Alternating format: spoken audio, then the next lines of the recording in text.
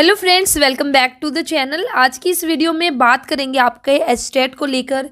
Estate के regarding जो full information है वो आज की वीडियो में आप लोगों को मिल जाएगी और अब एस्टेट से रिलेटेड आपका कोई भी डाउट नहीं बचेगा। तो हम बात करेंगे कि भी जो एस्टेट का एग्ज़ाम है उसको कौन दे सकता है, कितने लेवल पे आपका होगा, क्या इसमें आपकी जो बेसिकली फ़ीस है, फ़ीस आपकी कितनी रहेगी, एग्ज़ाम पैटर्न आपका क्या है, क्वालिफाई क्राइटेरिया आपका क्या है, और इसी के साथ ही भाई जो सिलेबस है वो क्या है। और ये सारा का सारा आपका ऑफिशियली यहाँ पे आप देख सकते हो, नोटिफिकेशन है, ऑफिशियली आपका इन्फॉर्मेशन बुलेटिन है।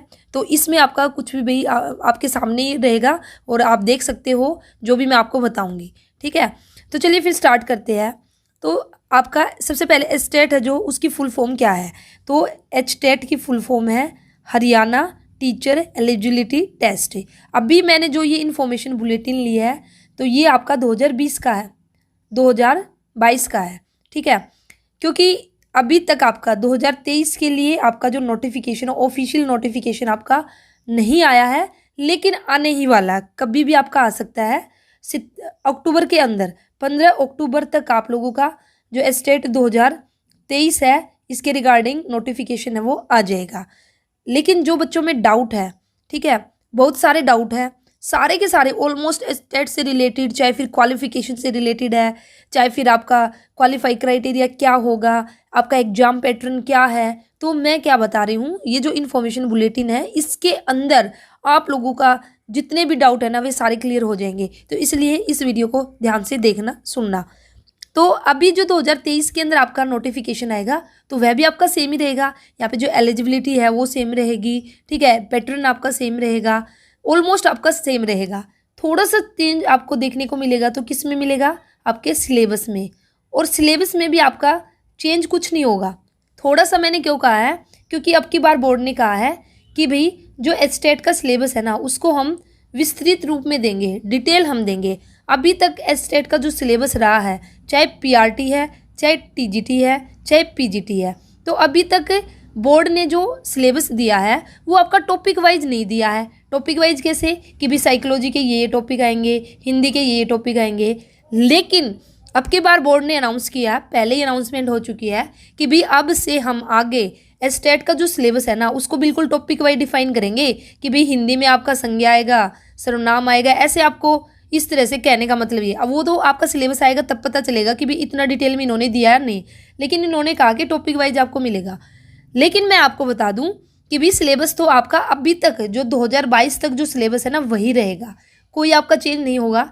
हो सकता है कि एक दो टॉपिक में ही चेंज हो, अदरवाइज अभी तक जो सिलेबस चला रहा है वही आपका रहेगा। तो आप अपनी जो तैयारी है उसको आराम से कर सकते हो। ये मत सोचिए कि भाई नहीं पहले सिलेबस आएगा हम तब करेंगे। तब अगर आप ये सोच के बैठे हो तो फिर एस्टेट निकालना आप लोगों के लिए मुश्किल हो जाएगा। तो चलिए अभी बात करते हैं, पूरा डिटेल मैं आपको दूंगी हरियाणा टीचर एलिजिबिलिटी टेस्ट के बारे में। तो सबसे पहले हम यहाँ पे बात कर लेते हैं।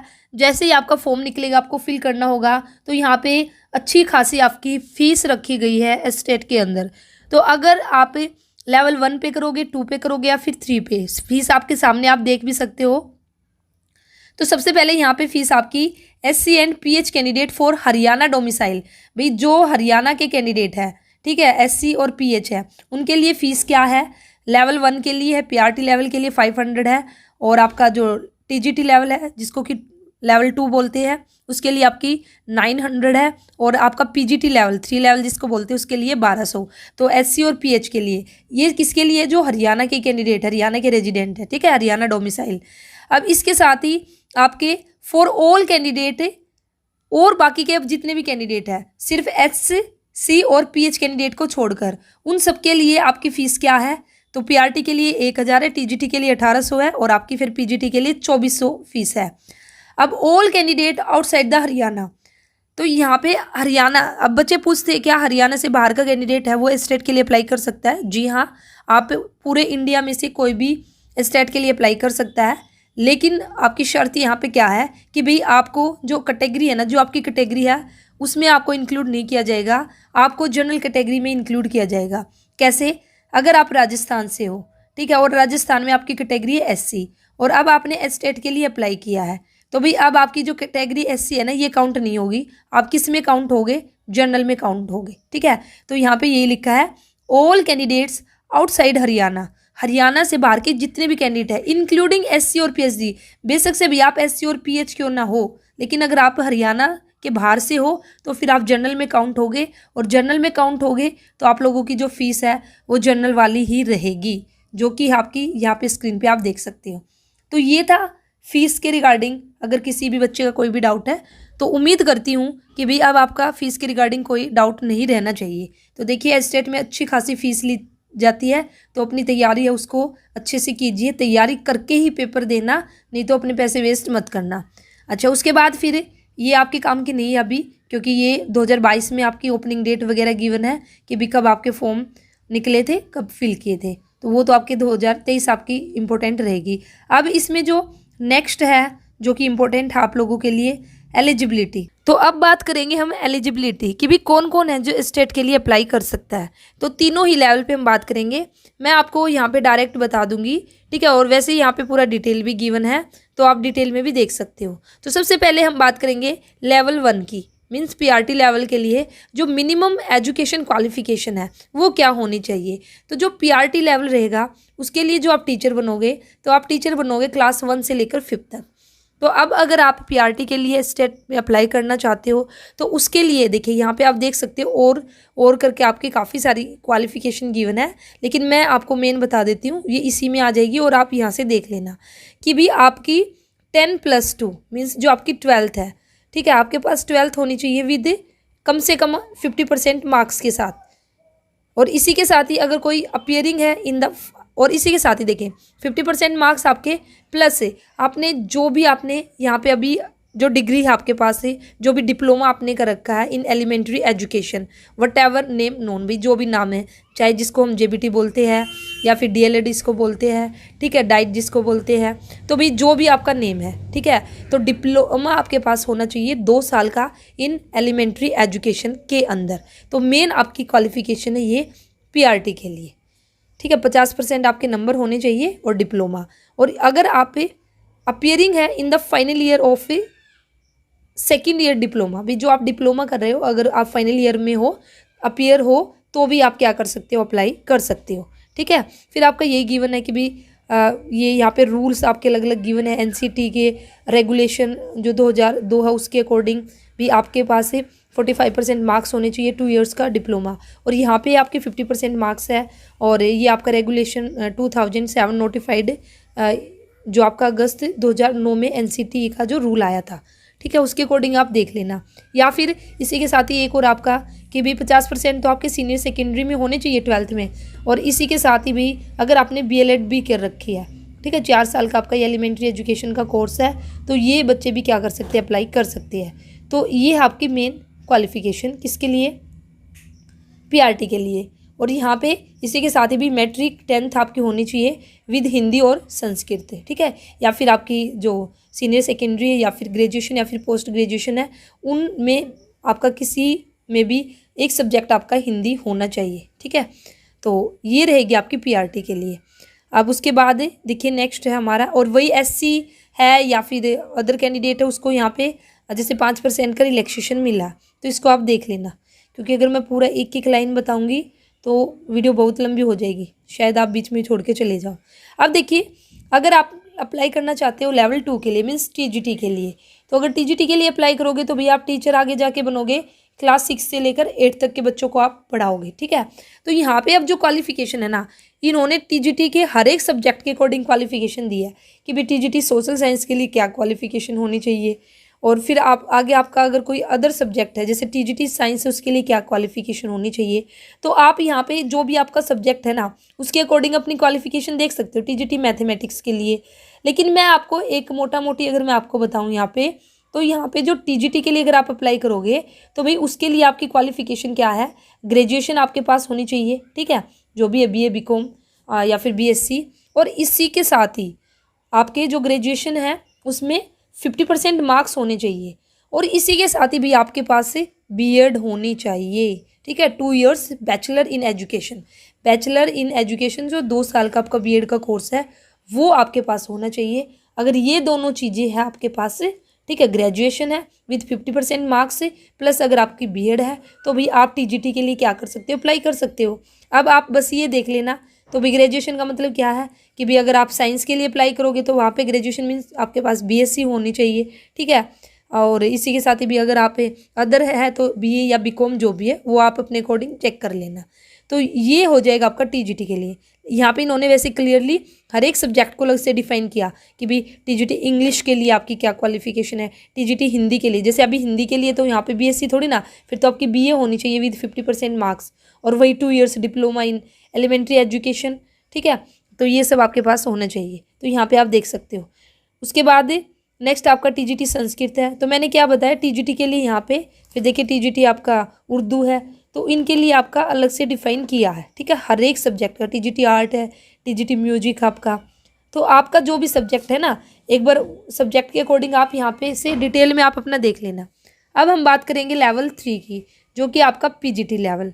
अब पीजीटी लेवल के लिए भी आपकी क्या क्वालिफिकेशन होनी चाहिए, यहाँ पे भी इन्होंने अलग से मेंशन किया है कि भाई आपकी पॉलिटिकल साइंस के लिए क्या होनी चाहिए, इंग्लिश के लिए क्या होनी चाहिए। लेकिन मैं आपको बता दूं यही आपकी रहेगी क्या, आपके पास पोस्ट ग्रेजुएशन होनी चाहिए पीजी, ठीक है, और इसी के साथ ही आपके पास बीएड होनी चाहिए। और पोस्ट ग्रेजुएशन की जो डिग्री होगी, पोस्ट ग्रेजुएशन होगी, उसमें आपके जो मार्क्स है वो 50% मार्क्स होने चाहिए।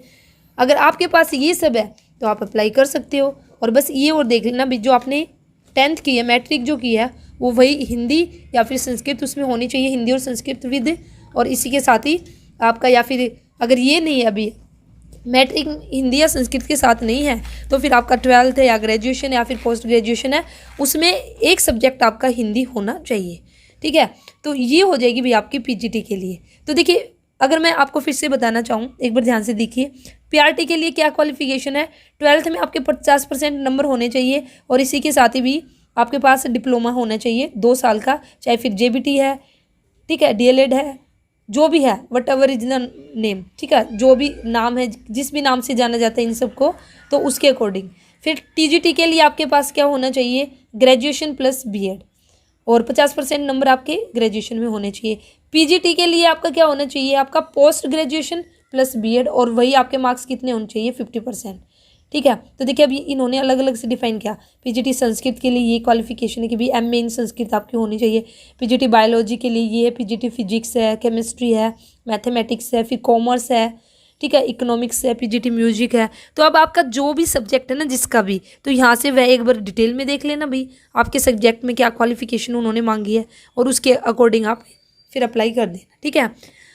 अब यहाँ पे देखिए स्कीम और structure and the content of the test. अब जो आपका टेस्ट होगा, मीन्स जो आपका पेपर होगा स्टेट का, तो भाई वो किस तरह से होगा। तो जो स्टेट होगा वो मल्टीपल चॉइस क्वेश्चन आपको देखने को मिलेंगे, एमसीक्यू फॉर्म में आपका रहेगा। हर एक क्वेश्चन 1 मार्क होगा, ठीक है, each carrying 1 mark with 4 alternative. ये तो आप सभी को पता ही है, 4 ऑप्शन रहेंगे, और हर एक क्वेश्चन है वो आपका यहाँ पे 1 मार्क का रहेगा। और इसी के साथ ही मेन इंपॉर्टेंट यहाँ पे, there shall be no negative marking. State के अंदर आपकी कोई भी नेगेटिव मार्किंग नहीं है।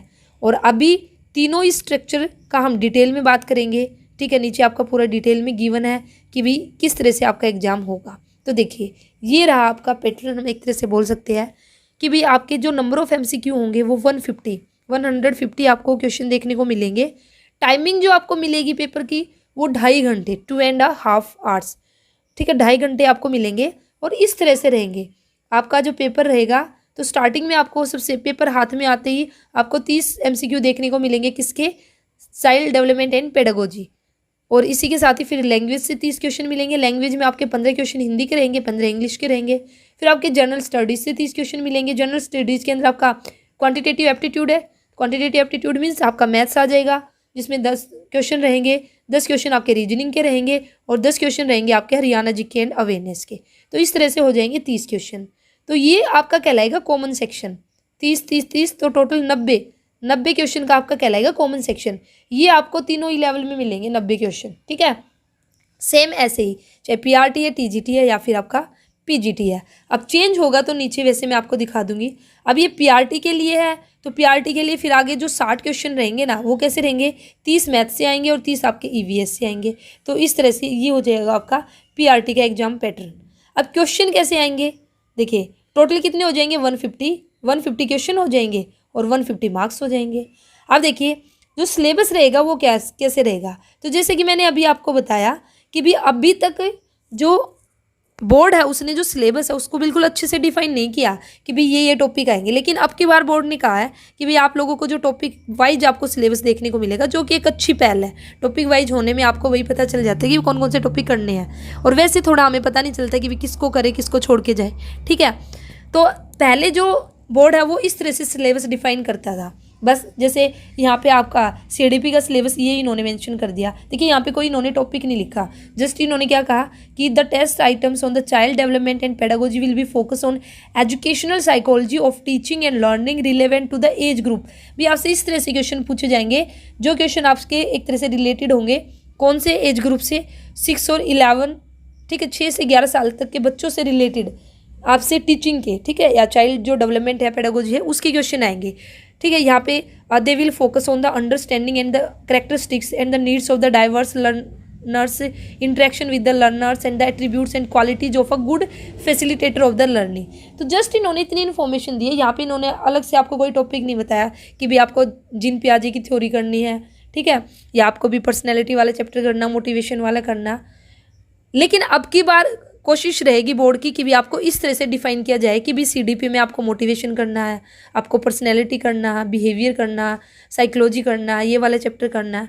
तो देखते हैं वो तो अब नोटिफिकेशन आएगा तभी पता चलेगा, लेकिन पहले आपका इस तरह से सिलेबस डिफाइन था, ठीक है। अब जैसे हिंदी में इन्होंने कैसे सिलेबस दिया कि भाई जो आपका test item for language Hindi और English will focus on the proficiency related to the medium of the instruction. यहाँ पे इन्होंने अलग से कुछ नहीं लिखा कि भाई हिंदी में आपसे संज्ञा पूछी जाएगी, सर्वनाम आएंगे, आपकी क्रिया आएगी, या फिर इंग्लिश में आपके टेंस आएंगे, वॉइस आएंगे, ठीक है। तो मेन बस इन्होंने हल्का सा यहाँ पे एक आइडिया दे दिया कि भाई आपको हिंदी ग्रामर एक तरह से करनी है, इंग्लिश ग्रामर करके जानी है, लेकिन अब की बार आपको टॉपिक वाइज मिलेगा। इसी तरह से फिर इन्होंने जो क्वान्टिटेटिव एप्टीट्यूड है, रीजनिंग है, हरियाणा जीके है, उसके रिगार्डिंग बस ऐसे ही जस्ट लिख के कि भी आपसे element of mental and reasoning ability, general knowledge regarding the Haryana state ये पूछा जाएगा। तो पहले इस तरह से आपका सिलेबस डिफाइन था, और इसी के साथ ही जो 60 नंबर आपके आएंगे, 60 नंबर कैसे आएंगे PRT में कि भी मैथ्स के 30 और 30 इन्वायरमेंट के। तो यहाँ पे भी इन्होंने कुछ ज़्यादा नहीं जस्ट दे दिया कि भी जो क्वेश्चन रहेंगे उनका फोकस रहेगा concept, problem solving abilities, pedagogical understanding, तो ये सब है, ठीक है। और मेन आपका जो फोकस रहेगा सब्जेक्ट का वो रहेगा क्लास 1 से लेकर 5th तक। तो इस तरह से इन्होंने यहाँ पे डिफाइन किया सिलेबस। अब क्वालिफाई क्राइटेरिया देखिए PRT के लिए। PRT के लिए क्वालिफाइंग मार्क्स क्या है, TGT की भी बात करेंगे, PGT की भी, उनके भी यहाँ पे सिलेबस की बात करेंगे। जैसे कि मैंने आपको बताया वीडियो थोड़ा लंबी ज़रूर होगी, लेकिन यहाँ पे सारी की सारी डिटेल है, आपको कहीं पर जाने की ज़रूरत नहीं है, सारे डाउट आपके यहाँ पे क्लियर हो जाएंगे, चाहे फिर वो किसी के भी रिगार्डिंग हो, ठीक है। तो भाई एस्टेट का सर्टिफिकेट आपके हाथ में कब होगा, जब आप 150 में से अगर जनरल कैटेगरी हो, अगर 150 में से अगर आपने 90 नंबर ले लिए, मीन 60%, इन्होंने परसेंटेज में 60% रखा, 150 में जिस बच्चे के 90 मार्क्स आ गए उसके हाथ में हो जाएगा एस्टेट का सर्टिफिकेट, ठीक है। तो फॉर ऑल कैटेगरीज, तो सारी की सारी कैटेगरीज है, सिर्फ SC और PH को छोड़कर, इन दोनों को छोड़कर और सारी की सारी कैटेगरी, चाहे फिर वे हरियाणा के हैं या फिर आउटसाइड हरियाणा है, और इसी के साथ अगर वे आउटसाइड हरियाणा और SC PH है तो फिर वे तो जनरल में काउंट होंगे।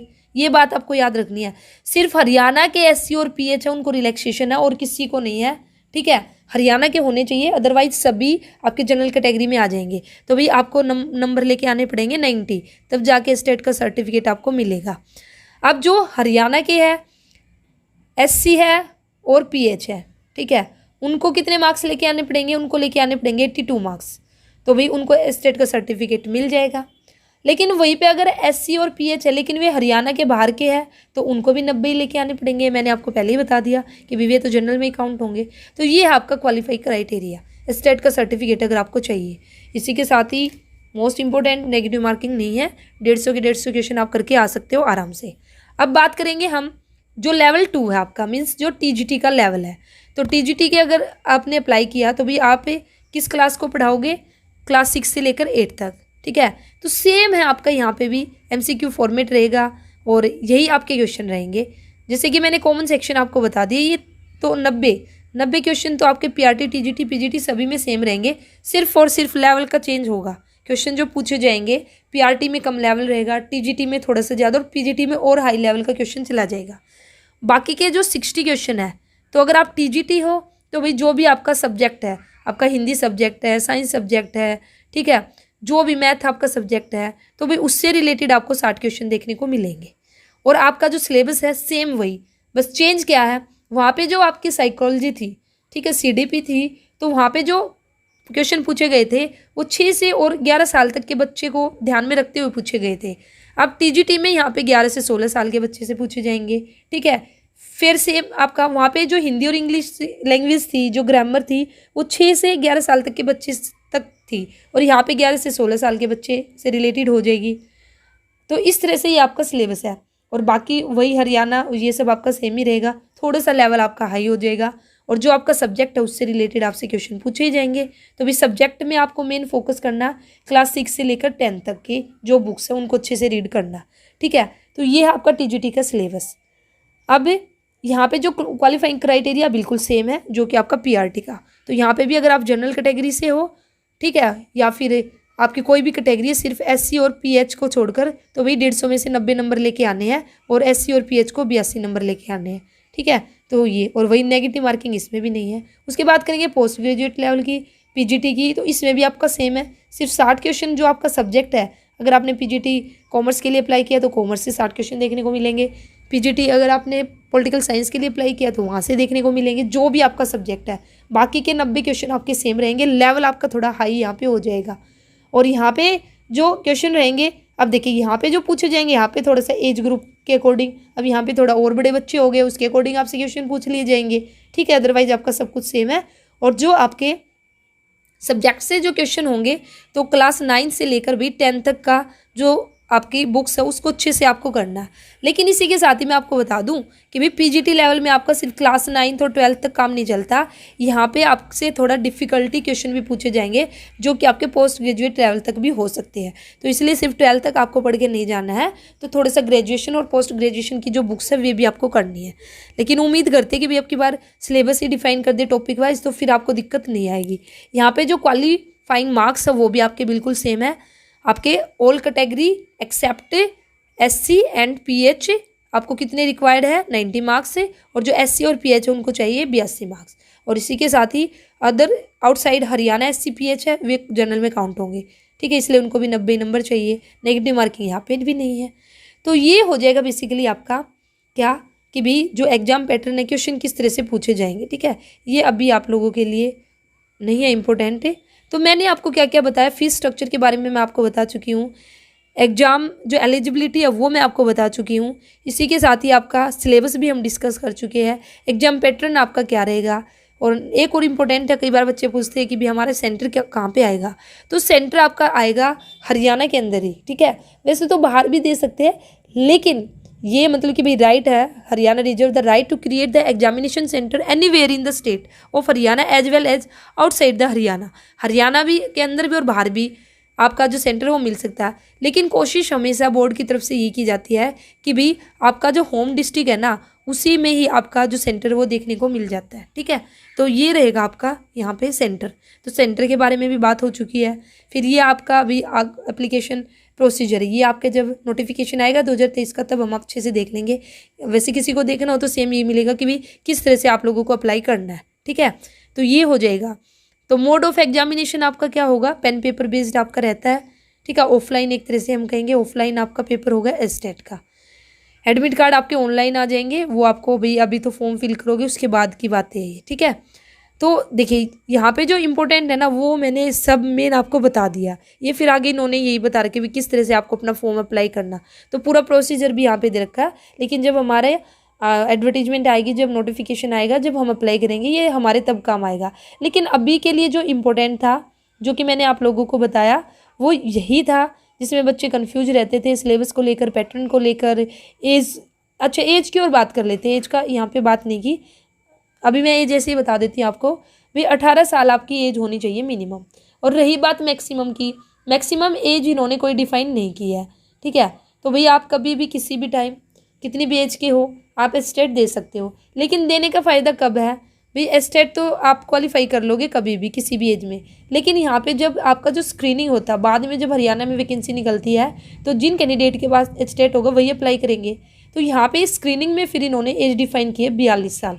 अगर 42 साल से ज़्यादा हो गए तो फिर भी आप अप्लाई नहीं कर पाओगे। तो आप स्टेट की एज भी एक तरह से इसी तरह से मान सकते हो कि भी आप 40-42 तक ही, 42 तो क्या 42 से पहले ही आप फिल कीजिए, ठीक है। और वैसे भी अगर आप चाहो, अगर 50 के भी हो चुके तो भी दे दो, अगर आपको ये कि भी मुझे स्टेट मेरे हाथ में होना चाहिए, अभी तक आज तक स्टेट नहीं है, तो यहाँ पे स्टेट की इन्होंने कोई एज डिफाइन नहीं किया है। इसी के साथ ही इन्होंने देखिए यहाँ पे सैम्पल क्वेश्चन भी दिए कि भी किस तरह से आपसे क्वेश्चन पूछे जाते हैं।